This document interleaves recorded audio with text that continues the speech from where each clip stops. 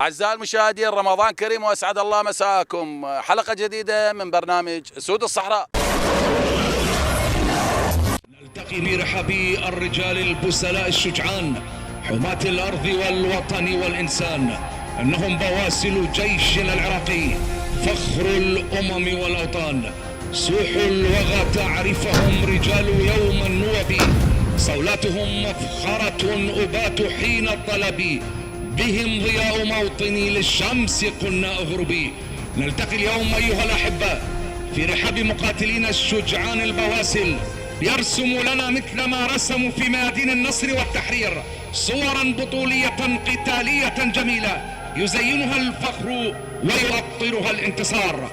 جيش وفيه من الأبطال كل فتى عالي الجناب عراقي به شمم، في صدره من أغاريد الردى طرب، في صوته من أناشيد الورى نغم. حاليا احنا على خط الدفاع الأول ضمن قاطع مسؤولية الفوج الثاني لواء المشاة الخامس والثمانون قيادة فرقة المشاة الأولى عمليات ديالة. حاليا احنا على جبال حمرين ونشوف أبطال حمرين شلون حصنوا الأرض، وبهذا الشهر والأجواء الرمضانية ظلوا ويانا بالجولة مع أسود الصحراء.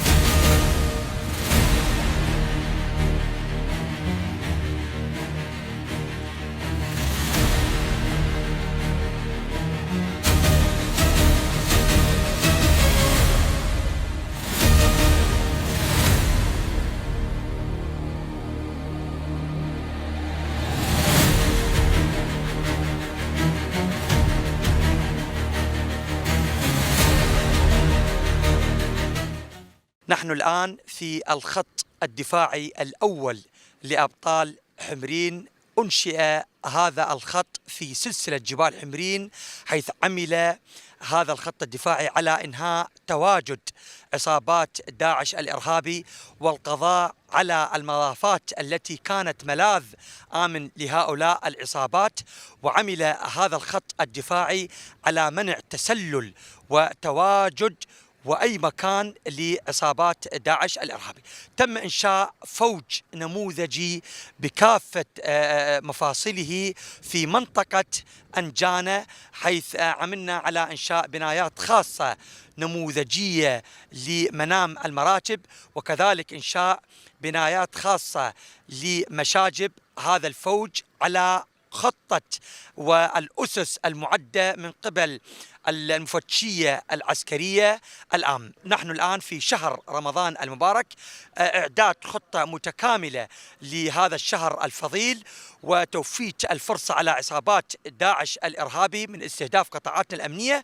وكذلك لدينا في كل يوم برنامج على أن يكون الإفطار الجماعي في النقاط، في كل يوم في نقطة للإفطار مع المقاتلين والاستماع إلى مشاكلهم وتذليل العقبات الخاصة بهم وتجهيزهم بكل ما يحتاجونه من الكاميرات الحرارية لمراقبة القاطع والأسلحة الساندة ونشرها ضمن الخطة المعدة لفوج المشاة الثاني لواء المشاة الخامس والثمانون، وحسب توجيهات السيد قائد الفرقة المحترم على أن تكون إدامة الخط الصج لأبطال حمرين بشكل يومي ومتابعة من قبله شخصية، على أن يكون هذا الخط نموذجي وجاهز بكل تجهيزاته لتذليل العقبات للمقاتلين، ويكونون جاهزين وبمعنويات عالية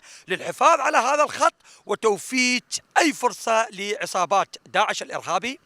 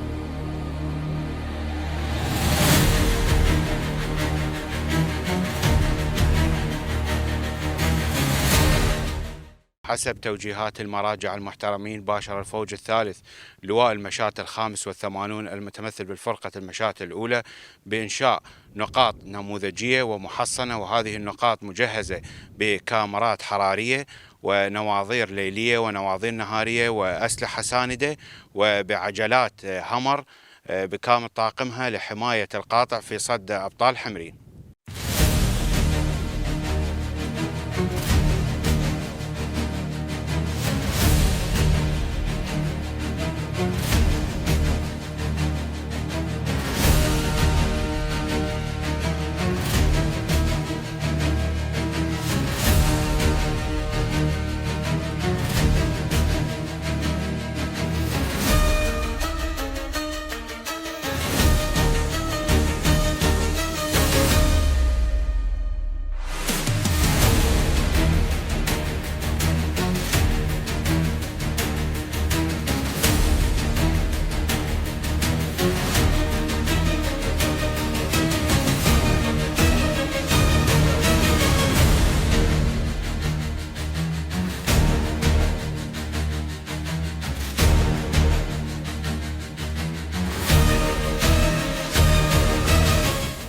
تدافع السرية الثالث الفوج الثالث لواء المشاة 85 تابع إلى قيادة فرقة المشاة الأولى المتمثل في قاطع الخشم الأحمر.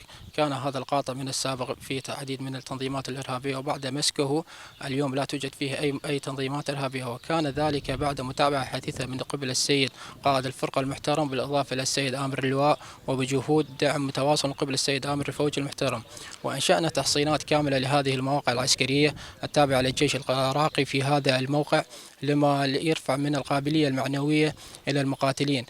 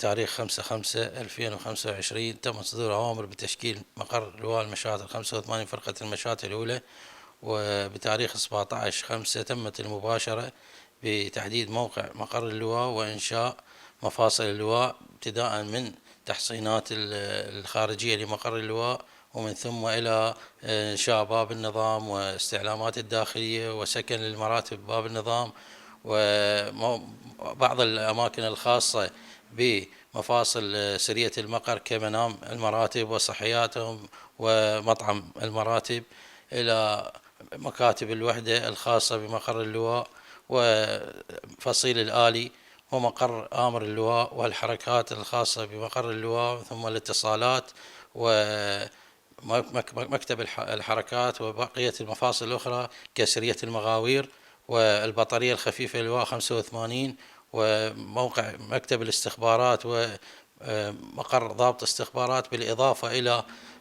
مشاجب ومستودعات اللواء 85، وانتقالا إلى المشاغل الخاصة بفصيل الآلي ومفرزة التصليح. رمضان كريم على الجميع إن شاء الله، ويعيد علينا وعلى كل شعبنا العراقي العظيم بالصحة والسلامة. حقيقة عدت قيادة فرقة المشاة الأولى منهاج كامل بخصوص شهر رمضان، وكان حقيقة هذا المنهاج يتضمن دوريات وكمائن، عمل كمائن خلال هذا الشهر الفضيل. وبالإضافة لكل هاي الأعمال احنا حقيقة عندنا عمليات تعرضية مستمرة لحد هاي اللحظة وقايمين بها بأحسن وجه. كل هاي الأمور يضاف إلها أمور أخرى. حقيقة احنا تعرف عندنا خطوط دفاعية صار بها توجيه من السيد رئيس أركان الجيش المحترم، والحمد لله يعني استطعنا إكمال هذه الخط. وكذلك افتتحنا شرفنا السيد رئيس أركان الجيش والسيد قائد البرية بافتتاح مقر لواء 85. حقيقة هذا اللواء صار به عمل مضني تم إكماله، وكل الأمور الإدارية للمقاتلين أكملت على أحسن وجه، وإحنا سائرين في هذا العمل. حقيقة في كل التشكيلات الأخرى تم إعادة النظر في نقاط حصينة جديدة أنشئت حديثا. تركيز الآخر مو بس بالجانب الأمني، عندنا كذلك بالجانب الفني. حقيقة صارت حملات تصليح واسعة في كل وحدات الفرقة، تم القضاء على العطلات الكثيرة اللي كانت موجودة وتقليل نسبة العطل إلى أقل ما يمكن هنا بالفرقة. وإحنا إن شاء الله ساعين بأنه أن يكون أي عطل ما موجود بالجانب الفني. سعينا بالجانب الآخر اللي هو الجانب الإداري، حقيقة حتى مقاتلينا ينعمون بمكان جيد. تمينا بالجانب الإداري اللي هو المخابز، هسه أفران في كل وحدات الفرقة كلها موجودة، حتى حسبنا لأسوأ الاحتمالات بأنه ممكن هاي المذاخر تتعرض لأي أحداث أو أمور أخرى. فإحنا حقيقة كل وحدة هسه أصبحت مكتفية ذاتيا بالجانب الإداري. الحمد لله هسه أصبحت نقاطنا في الجانب الإداري نقاط نموذجية، يعني تضاهي سكن الضباط إذا ما نقول أحسن. حقيقة كل الأمور اللي تتعلق بالوحدة من الجانب الإداري، جانب فني، جانب تدريبي، الحمد لله يعني الفرقة ترتقي من يوم إلى يوم وأفضل إلى أفضل. بالإضافة لكل هذه الأمور حقيقة احنا علاقاتنا مع أخواننا بالحشد، كل الأجهزة الأمنية علاقات طيبة والتعاون وثيق بين الأخوان الحشد الشعبي وقيادة الشرطة. كل هذا العمل حقيقة ولد علاقة طيبة ويا الجميع وانعكس إيجابا حقيقة على العمل في الميدان. احنا حقيقة كل هذه الأمور اللي نقوم بها هذا بتوجيه من السيد رئيس أركان الجيش المحترم والسيد قائد البرية للمتابعة المستمرة ويانا. بالإضافة لكل ذلك احنا خلال عدينا خطة في خلال شهر رمضان المبارك، صار توجيه من قيادة الفرقة لكل الآملين بأن يكون الإفطار مع المقاتلين في النقاط. كشخصي أنا حقيقة يوميا أفطر في أحد النقاط المعزولة، يعني وتناولنا الإفطار حقيقة ويا كل مقاتلين الأبطال. الحالة المعنوية حقيقة لفرقة المشاة الأولى ممتازة جدا، وهذا ما إجا من فراغ، حقيقة إجا بالمتابعة والمستمرة ولقاءاتي المستمرة وياهم ويا كل المقاتلين من ضباط وجنود. وهاي الجهود أثمرت حقيقة عن استقرار أمني في قيادة عمليات ديالى هنا. أنا من خلالكم حقيقة أبعث رسالة لكل أهالينا في ديالى وأطمئن مراجعنا الكرام بأنه قاطع ديالى مؤمن بجهود كل أبطال الفرقة الأولى. الرحمن الرحيم.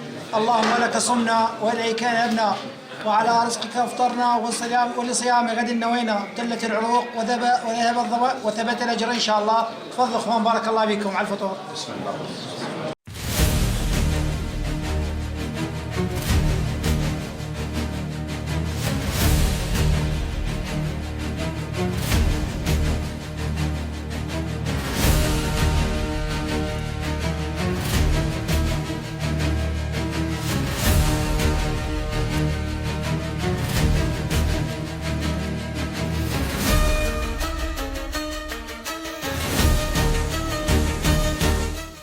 رمضان كريم عليكم إن شاء الله وعلى عوائلكم إن شاء الله جميعا. وأنا بالمطعم خليجي المطعم يكون مفتوح إن شاء الله يعني لحد السحور. أي واحد خاف يجي من الواجب تعبان كذا يريد يجي المطعم مفتوح لحد وقت السحور. الأكل موجود وخير من الله، وأي شيء تحتاجونه احنا حاضرين قريبين عليكم إن شاء الله.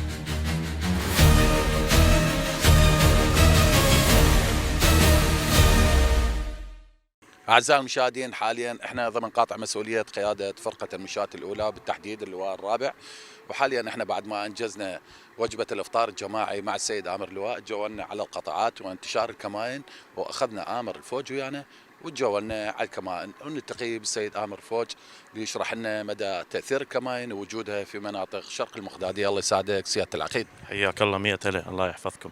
رمضان كريم مبارك عليكم وعلى الجيش العراقي، وكل عام وانتم بخير ان شاء الله. يا رب يحفظك ان شاء الله، اهم شيء سلامتكم. الله يسلمك ويحفظك. الله يحفظك. احكي لنا عن الاجواء الرمضانيه اللي تقوموا بها كآمر، وشلون زياراتك للمقاتلين وشلون تواجدك وياهم بهذه الاجواء، وزيارتك الكمائن الليليه. الزيارات تكون حسب توجيهات المراجع العليا بالافطار الجماعي مع المقاتلين نزولا الى مستوى الحظيره، كون النقاط منفتحه ضمن قاطع قرى شمال المقدادية، ويكون الإفطار الجماعي مع المقاتلين نزولا لأدنى مستوى، وبعدها تقوم بدوريات بتفقد قاطع المسؤولية، دوريات على الكمائن والنقاط. نشوف الجولة الليلية اللي قاعد تقوم بها سيادتكم على مناطق مهجورة، هالمناطق بها عوائل؟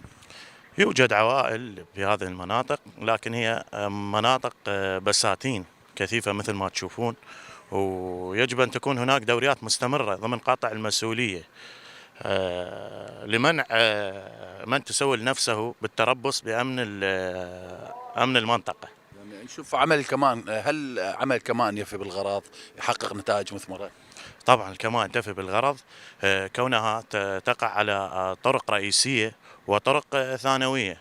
تعاون مواطنين اكو هنا لو منع تجول بالليل بهيك اوقات؟ لا يوجد منع تجول في هذه المناطق، والحمد لله والشكر لحد الصباح الباكر يعني للفجر يعني، والكمان والدوريات مستمرة. شلون نشوف معنويات المقاتلين؟ والله معنويات المقاتلين مرتفعة حسب توجيهات المراجع، والاهتمام بالجانب الأرزاق والجانب الصحي وكافة مرافق المتعلقة بالمقاتل. رمضان كريم على جميع أبطال الجيش العراقي. تقوم قيادة فرقة المشاة الأولى متمثلة بالفوج المشاة الأول والمشاة الرابع بنصب الكمائن لغرض على طرق النيسمية ضمن بساتين قرى شمال المقدالية لغرض منع أو تسلل أو شل حركة جميع العدو ضمن قاطع مسؤولية فوج المشاة الأول.